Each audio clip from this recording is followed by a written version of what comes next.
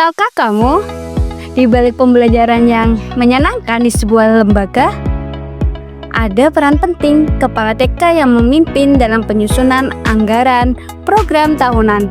Anggaran ini bukan tentang uang saja, tetapi tentang arah dan prioritas sekolah demi perkembangan anak-anak. Yuk, kita pelajarin bersama bagaimana kepemimpinan TK dalam penyusunan anggaran program tahunan ini dan keterlibatan orang tua sebagai mitra. Kepala TK tidak hanya sekedar jadi pengelola saja, tetapi sebagai pemimpin yang mempunyai visi dan misi yang jelas. Kepala TK juga menyusun program anggaran yang harus mendukung perkembangan anak secara holistik. Adapun ada 4 prinsip kepemimpinan kepala TK. Yang pertama ada transparansi, yang kedua ada partisipatif, yang ketiga ada efisiensi, dan yang terakhir ada akuntabilitas.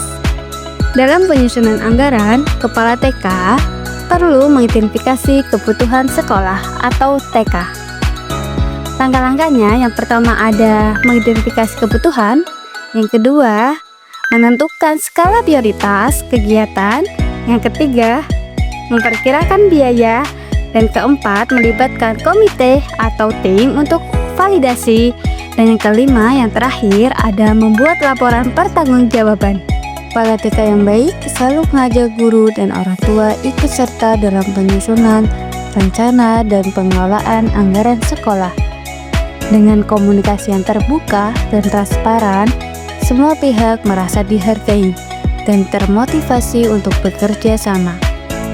Kepemimpinan yang kolaboratif juga membantu sekolah memaksimalkan sumber daya yang ada. Orang tua adalah mitra strategis dalam pendidikan anak.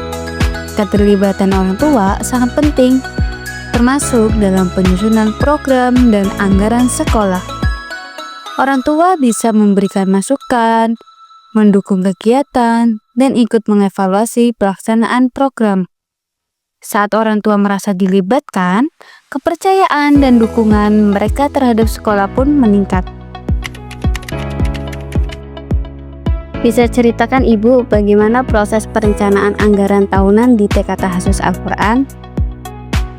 Proses perencanaan anggaran di TK Tahfiz Al-Quran melibatkan beberapa tahapan, yaitu pembentukan tim anggaran, evaluasi anggaran tahun sebelumnya, dan analisis kebutuhan, penentuan sumber pendanaan, penyusunan draft anggaran, pengesahan anggaran, pelaksanaan anggaran, dan monitoring evaluasi berkelanjutan. Ibu, siapa saja yang dilibatkan dan sejak kapan biasanya anggaran dimulai? Untuk perencanaan anggaran biasanya melibatkan tim dari beberapa elemen, baik dari kepala sekolah, bendahara, perwakilan guru, komite, dan mungkin juga dari perwakilan dari yayasan, seperti itu.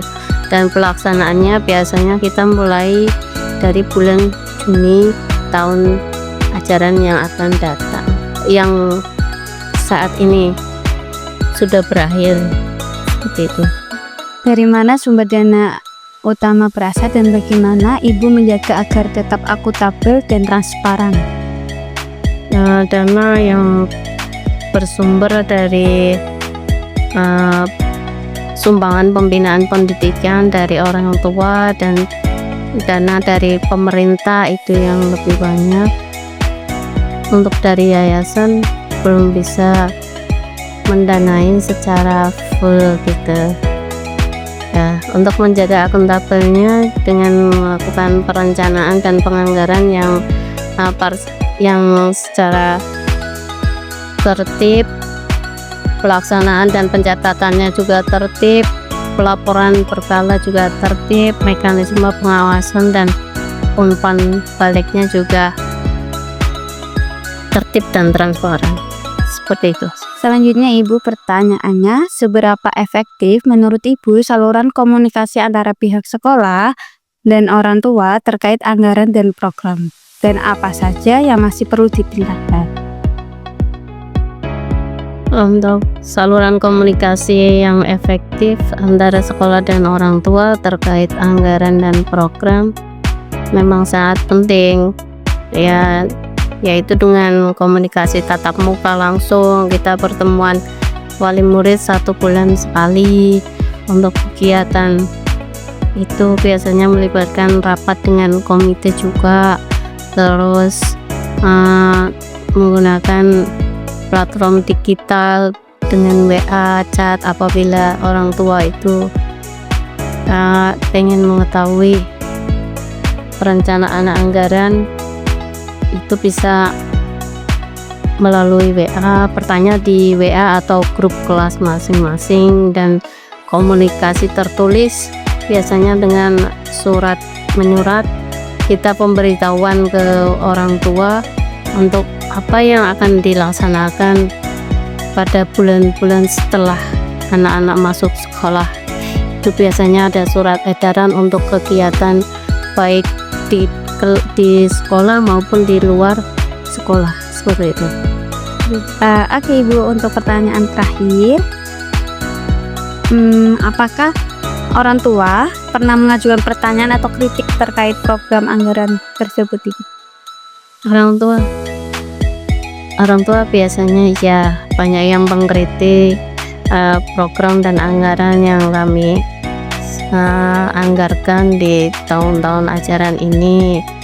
Memang banyak sekali, contohnya dengan kegiatan ini kok biayanya lebih mahal dari tahun kemarin, seperti itu contohnya itu lah.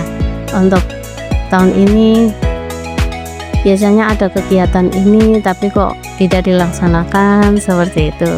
Itu biasanya orang tua karena sudah sering menyekolahkan anak di TK Tahasus, jadi tahu kegiatan apa yang biasanya dilakukan di TK, seperti itu. Nah, itu banyak sekali kritik-kritik yang sangat membangun lah untuk kami, dan bisa jadi evaluasi buat kami untuk lebih baik di tahun-tahun selanjutnya, seperti itu. Kepemimpinan TK bukan hanya soal pandai dalam menyusun anggaran, tetapi bagaimana kepala TK itu bisa membangun sinergi antara guru dan orang tua. Dengan kepemimpinan yang visioner dan kolaboratif, dapat membangun lingkungan pembelajaran yang menyenangkan dan bermanfaat bagi anak-anak. Yuk, mari kita libatkan semua pihak dalam merancang masa depan yang cerah bagi mereka.